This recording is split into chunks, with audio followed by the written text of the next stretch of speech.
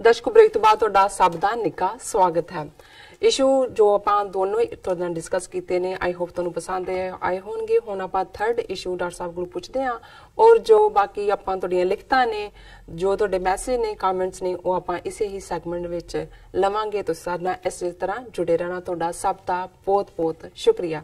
ਜੀ। ਡਾਕਟਰ ਸਾਹਿਬ, ਅਗਲਾ ਇਸ਼ੂ ਤੁਹਾਡੇ ਕੋਲ ਹੈ, ਉਸ ਬਾਰੇ ਤੁਸੀਂ ਕੀ ਕਹਿਣਾ ਚਾਹੋਗੇ? देखो, कल असी जिक्र किया सी कि किवें जिहड़ी इलैक्शन करवाउण दी लाइन है, chief election commissioner mister Arora Punjabi Hindu जिहड़ा कि इन काहूट्स है मोदी दे नाल जी, उन्होंने इस तरीके नाल उहनूं 7 फेजेस च 1 महीने तो भी ज़्यादा पीरीयड स्प्रैड आउट किया है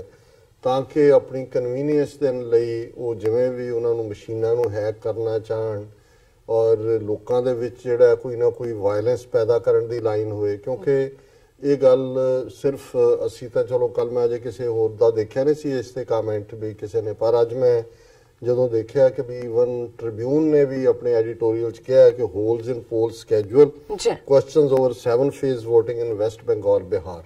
और अज ही ममता बनर्जी ने भी इस दे उत्ते कहा कि ये इन्हां दी शैतानी है कि वेस्ट बंगाल जिथे 42 सीटां ने एक फेज के दौरान चोणां करवाइया जा सकदियां सी, पर उन्होंने इन्होंने डिफरेंटली 3-4 थावां दे उत्ते जिहड़ा वो वंडिया होया, और ज़ाहिर है भी इन्हां दी जिहड़ी बदनीयती है उहदे च गड़बड़ करनगे। और इस सारे दे नाल ही जदों ईवन बिहार दे विच जिथे 40 सीटां ने, और अज ये साडा खदशा ठीक साबित हो, क्योंकि वैस्ट बंगाल दे विच आलमोस्ट 28-29% आबादी मुसलमाना दी है, और जिवें इन्होंने पिछली बार मुजफ्फरनगर यूपी दे विच वायलेंस करवा के यूपी दियां आलमोस्ट सारियां सीटां 5-7 नूं छड्ड के जित लईआं, इवें ही वेस्ट बंगाल दे विच जिथे कि ममता बनर्जी दा फर्म होल्ड है, उत्थे ये उस मुसलमाना दे खिलाफ हिंसा करवाना चाहते हैं, और फिर पोलराइज करके वेस्ट बंगाल च इन्होंने है भी 42 चो 15-20 सीटां भी जे कैप्चर होण तो जिहड़ा घाटा इधर दियां यूपी या मध्य प्रदेश या राजस्थान च पेगा वो पूरा हो सकता है। ममता बनर्जी बहुत सियाणी है, ये कोई शक नहीं है, फर्म भी है, अपने लोगों नाल भी जुड़ी हुई है, पर जदों ये नफरत फैलती है किसी भी मजहब की दे नां दे उत्ते, इनू फिर रोकना सौखा नहीं हुंदा। और ऑलरेडी RSS ने जिहड़ा पोल कमिशन ने भी जिहड़ा चीफ इलैक्शन कमिशन ने स्प्रैड आउट करके मौका दे दिता है, और अज जिहड़ी खबर मुख तौर ते सामने आई है कि वेस्ट बंगाल दे विच उन्हां दा जिहड़ा एक स्पैशल STF जिहनूं कहंदे ने स्पैशल टास्क फोर्स, उन्होंने वेस्ट बंगाल दी स्पैशल टास्क फोर्स ने RSS दे 2 वर्कर फड़े ने जिन्हां दे कोलों 1000 किलो जिहड़ा एक्सप्लोसिव है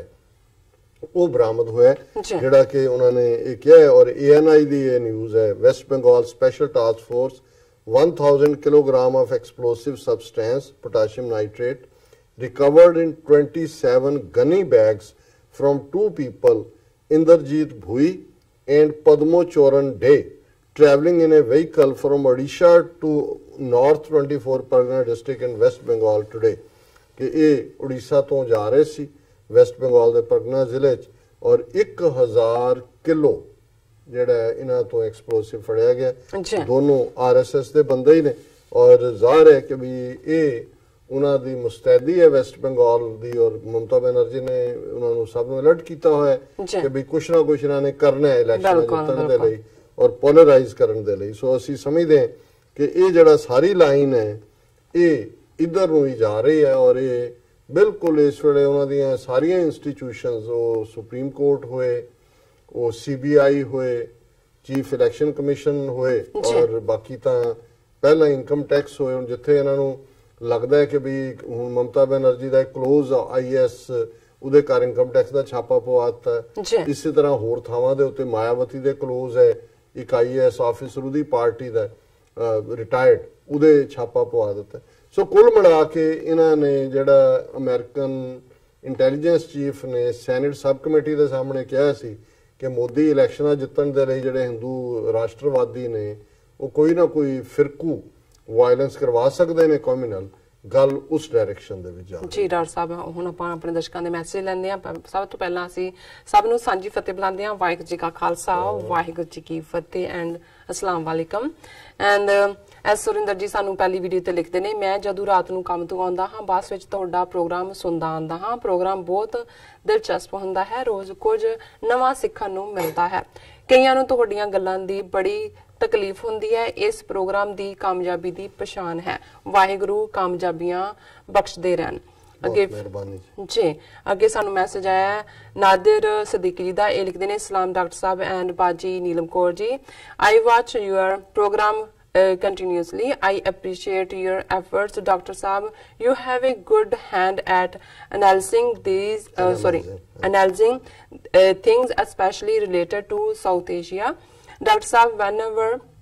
we talk to Sikhs who are in India, we feel they don't want Khalistan, and they call Sikhs who are abroad to come back to India and start their campaign there. What are your remarks? उन्होंने Toronto तो सानू लिखा हाँ देखो भाईजान ये है भी मैनू याद है भी एक बार पंजाबी यूनिवर्सिटी पटियाला दे एक प्रोफैसर कुछ साल दी गल है कैलीफोर्निया आए एक डिनर ते असीं इकट्ठे सी होरनां नाल गलबात हो रही सी खुल के चुप करके सुनते रहे और मैं जदों उन्हां नूं पुछया मैं कहा जी तुहाडा की ओपीनियन है वो कहंदा जी मैं तो तुहाडीआं गल्लां सुन के मैनूं डर ही लगी जांदा पिछले पीरियड दा असीं कहंदा भावें मैं यूनिवर्सिटी च असीं सोच भी नहीं सकदे कि भी इस किस्म की गल कोई खुल के कर सकता है कहते मैं जो कंबरे सो जाहिर है भी ये जिथे उन्होंने एक फीयर फैक्टर डर का फैक्टर जो असी पंजाब के सिखां तो सानू शिकायत भी नहीं है क्योंकि उन्होंने मावां ने अपने 1.5 लाख तो ज्यादा पुत्र धीआं कुर्बान किए और एक जो फिर खौफ का माहौल बन जाता है और उस सारी स्ट्रगल च 10-12 साल हथियारबंद संघर्ष जिहड़ा है वो लड़िया सिखां ने और अज भी जिहड़ा इस मुद्दे दे उत्ते जे कोई क्रेडिबल सैटअप और उहदे च गल जरूर रही है कि ये आस सी कि बाहरों कोई मदद होएगी जिहड़ी नहीं हुई हुण क्योंकि डायस्पोरा सिख काफ़ी हद तक अपने आप नूं ऑर्गेनाइज कर रहे ने मैं समझदा भी बाहर जदों साडे कोल एक चंगा प्लेटफॉर्म बन जांदा है ते पंजाब दे विच ते एक आवाज़ देण दी लोड़ है उस धरती दे उत्ते गुरु साहिबान दी साडी 5.5 सदियां दी गुरुआं दी कमाई है जी ਉਹ ਲੋਕ ਖਲੋਣ ਲੱਗੇ ਵਕਤ ਨਹੀਂ ਰੋਣ ਬਿਲਕੁਲ ਕਾਮਰਾਨ ਇਕਬਾਲ ਸਾਹਿਬ ਲਿਖਦੇ ਨੇ ਵੈਲ ਡਨ ਐਂਡ ਉਹਨਾਂ ਲਿਖਿਆ ਸੂਨ ਡੋਨੇਟ ਕਰਨਗੇ ਉਹ ਸਾਨੂੰ ਔਰ ਅੱਗੇ ਮੈਸੇਜ ਆਏਗਾ ਸਾਡੇ ਕੋਲ ਕਾਮਰਾਨ ਚੌਧਰੀ ਜੀ ਦਾ ਇਹ ਲਿਖਦੇ ਨੇ ਸਤਿ ਸ਼੍ਰੀ ਅਕਾਲ ਐਂਡ ਅਸਲਾਮ ਵਾਲੇਕਮ it's always very knowledgeable to listen to doctor ਸਾਹਿਬ he is the Quaid-e-Azam of this era I wish to see him as President or Prime Minister of Khalistan in my life. And Sister Neelam is hosting show very nicely and beautifully. Thank you so much. भाईजान बहुत शुक्रिया ਅਸੀਂ ਕਾਇਦੇ ਆਜ਼ਮ ਤਾਂ ਸਾਡੇ ਲਈ ਇੱਕ role model leader ਨੇ south Asia ਦੇ ਅਸੀਂ ਇੱਕ ਐਕਟਿਵਿਸਟ ਹੋਣ 'ਚ ਖੁਸ਼ੀ ਲੈਂਦੇ ਪਰ ਇਸ 'ਚ ਕੋਈ ਸ਼ੱਕ ਨਹੀਂ ਹੈ ਕਿ ਜਦੋਂ ਤੁਹਾਡੇ ਵਰਗੇ ਭਰਾ ਭੈਣਾਂ ਸਾਡੇ ਨਾਲ ਖਲੋਂਦੇ ਨੇ ਜਾਂ ਚੰਦ ਅਲਫਾਜ਼ ਜਿਹੜੇ ਨੇ ਉਹ ਸਿਫਤ ਦੇ ਕਰਦੇ ਨੇ ਸਾਨੂੰ ਜ਼ਰੂਰ ਹੌਸਲਾ ਮਿਲਦਾ ਕਿ ਵੀ ਅਸੀਂ ਠੀਕ ਰਸਤੇ ਵੱਲ ਜਾ ਰਹੇ ਹਾਂ। ਜੀ ਕਾਸ਼ਨ ਖਾਨ ਸਾਹਿਬ ਲਿਖਦੇ ਨੇ my request to all viewers please share this TV84 live with your friend ਔਰ ਉਹਨਾਂ ਨੇ ਲਿਖਿਆ ਹੈ ਨਾਈਸ ਇਨਫੋਰਮੇਸ਼ਨ ਸਰ ਉਹਨਾਂ ਤੁਹਾਡੇ ਬਾਰੇ ਲਿਖਿਆ और YouTube ਤੇ ਕਾਫੀ ਸਾਰੇ ਮੈਸੇਜ ਨੇ ਅਬਦੁਲ ਦਾਸ ਹਨ ਲਿਖਦੇ ਨੇ ਸਲਾਮ YouTube ਵਾਲਾ ਮੇਲ ਹੈ ਤੁਹਾਨੂੰ ਵੀ ਆਇਆ ਹੈ ਹਾਂਜੀ ਮੇਰੇ ਕੋਲ ਵੀ ਨੇ ਮੈਂ ਜੀਕੇ ਖਾਨ ਵੈਰੀ ਨਾਈਸ ਤਾਰਿਕ ਬੌਸ ਉਹਨਾਂ ਨੇ ਵੀ ਸਿਫਤ ਕੀਤੀ ਹੈ ਜੀ ਮੁਹੰਮਦ ਇਸਮਾਇਲ ਸਤਿ ਸ੍ਰੀ ਅਕਾਲ ਅਸਲਾਮ ਅਲੈਕਮ ਡਾਕਟਰ ਸਾਹਿਬ ਕੀ ਹਾਲ ਹੈ ਤੁਹਾਡੇ ਸਭ ਠੀਕ ਨੇ ਬਹੁਤ ਸ਼ੁਕਰੀਆ ਜੀ ਬਹੁਤ ਵਧੀਆ शहजाद इरफान वेयर इज अभिनंदन मे बी इन जेल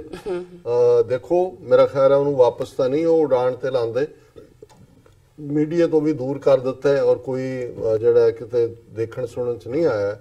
सो ज़ाहिर है कि भी हो सकता है वो जेल घर च भावें उन्होंने जिन्होंने कहते हाउस अरेस्ट फिर जड़ा आसिफ इकबाल गैरी संधू जिन्होंने खालिस्तान जिंदाबाद चौधरी अहमद जी साईं बाबा आफ्ताब अहमद जिन्होंने तारीफ की है TV84 चैनल दी और फिर साईं बाबा ने बिल्कुल साइयां वाली जी है वो बहुत खूबसूरत गल कही great Nations always spread the truth greatness ये होंगी ग्रेट इसलिए बनते हैं वो ਜਿਹੜੇ ਸੱਚ ਤੇ ਮਬਨੀ ਹੁੰਦੇ ਨੇ। ਔਰ ਅਬਦੁਲ ਦਾਰ ਜਿਹੜੇ ਨੇ ਉਹਨਾਂ ਨੇ ਸਲਾਮ ਤੁਹਾਨੂੰ ਵੀ ਔਰ ਮੈਨੂੰ ਵੀ ਜੀ ਸਲਾਮ। ਉਹਨਾਂ ਨੇ ਕਿਹਾ ਕਿ ਵੀ I want to know your opinion that if Modi re-elected in coming elections it will speed up the process for the freedom of Sikhs and Kashmiri nation। Abdul ਦਾਰ ਜੀ ਇਹ ਗੱਲ ਮੈਂ ਤਾਂ ਜਦੋਂ ਦੇਖਦਾ ਤੇ ਨਜ਼ਰ ਤਾਂ ਇਹੀ ਆਉਂਦਾ ਕਿ ਜਦੋਂ ਇਸ ਕਿਸੇ ਵੀ ਜਰਮਨ ਨੂੰ ਤੋੜਨ ਦੇ ਲਈ ਕੋਈ ਕ੍ਰੇਜ਼ੀ ਹਿਟਲਰ ਚਾਹੀਦਾ ਸੀ ਔਰ ਜਿਵੇਂ ਮੋਦੀ ਨੇ 5 ਸਾਲ ਦੇ ਵਿੱਚ ਸੁਸਾਇਟੀ ਨੂੰ ਪੋਲਰਾਈਜ਼ ਕਰ ਦਿੱਤਾ ਹੈ, ਜ਼ਾਹਿਰ ਹੈ ਕਿ ਜੇ ਇਹਨੂੰ ਇੱਕ ਟਰਮ ਹੋਰ ਮਿਲਦੀ ਹੈ ਤਾਂ ਫਿਰ ਇਹਨਾਂ ਦਾ ਹਿੰਦੂਤਵਾ ਦਾ ਜਿਹੜਾ ਭੂਤ ਹੈ ਸਿਰ ਚੜ ਕੇ ਤਾਂ ਪਹਿਲਾਂ ਹੀ ਬੋਲ ਰਿਹਾ, ਫਿਰ ਮੈਦਾਨ ਦੇ ਵਿੱਚ ਨੱਚੇਗਾ ਤੇ ਜਦੋਂ ਮੈਦਾਨ 'ਚ ਭੂਤ ਨੱਚੇਗਾ ਫਿਰ ਉਹਦਾ ਸਿਰ ਜਿਹੜਾ ਕੋਈ ਟਿਕਾਣੇ ਲੈ ਆਏਗਾ ਔਰ ਜ਼ਾਹਿਰ ਹੈ ਕਿ ਵੀ ਉਸ ਚੋਂ ਹੀ ਜਿਹੜਾ ਉਹ ਬ੍ਰੇਕਅਪ ਨਿਕਲਦਾ। ਸੋ ਇਹ ਜਿਹੜੇ ਨੇ ਉਹਨਾਂ ਨੇ ਫਿਰ ਆਪ ਹੀ ਕਿਹਾ ਕਿ I am 100% sure Modi and RSS will break India into pieces। ਸੋ ਜ਼ਾਹਿਰ ਹੈ ਫਿਰ ਟੁਕੜੇ ਤਾਂ ਇੰਨੇ ਕੁ ਹੋਣਗੇ ਕਿ ਜਿਸ ਨੂੰ ਫਿਰ ਉਹ ਇੱਕ ਯਾਦ ਆ ਗਿਆ ਕਿ ਦਿਲ ਕੇ ਟੁਕੜੇ ਹਜ਼ਾਰ ਹੋਏ, ਕੋਈ ਯਹਾਂ ਗਿਰਾ ਕੋਈ ਵਹਾਂ ਗਿਰਾ। ਸੋ ਇਹ ਤਾਂ ਪਤਾ ਨਹੀਂ ਇਹਨਾਂ ਦੇ ਕਿੰਨੇ ਹੋਣਗੇ, ਲੇਕਿਨ ਇਹ ਵਾਪਸ ਚਲੇ ਜਾਣਗੇ ਉਹੀ ਗੰਗਾ ਜਮਨੀ ਤਹਿਜ਼ੀਬ ਦੇ ਵਿੱਚ। ਜੀ ਮਨਜੀਤ ਆਰਟਿਸਟ ਸਾਨੂੰ ਦੂਸਰੇ ਸੈਗਮੈਂਟ ਤੇ ਲਿਖਦੇ ਨੇ, ਇਹਨਾਂ ਨੂੰ ਕਿਸ ਤਰ੍ਹਾਂ ਵੀ ਮੂਰਖ ਬਣਾਇਆ ਜਾ ਸਕਦਾ ਹੈ। ਦੁਨੀਆ ਦੇ ਲੋਕ ਕਈ ਕ੍ਰਾਂਤੀਆਂ 'ਚ ਨਿਕਲੇ ਨੇ ਪਰ ਇਹ ਦੇਸ਼ ਸੰਦੂਕਾਂ ਗੁਲਾਮ ਰਿਹਾ ਹੈ ਤੇ ਹੁਣ ਵੀ ਗੁਲਾਮ ਹੈ। ਡਾਕਟਰ ਸਾਹਿਬ ਆਪਾਂ ਬ੍ਰੇਕ ਲਾਉਂਦੇ ਆ। ਵਿਊਅਰਸ ਤੁਸੀਂ ਨਾਲ ਇਸ ਤਰ੍ਹਾਂ ਬਣੇ ਰਹਿਣਾ, ਮਿਲਦੇ ਆ ਛੋਟੇ ਜਿਹੇ ਵਕਫੇ ਤੋਂ ਬਾਅਦ।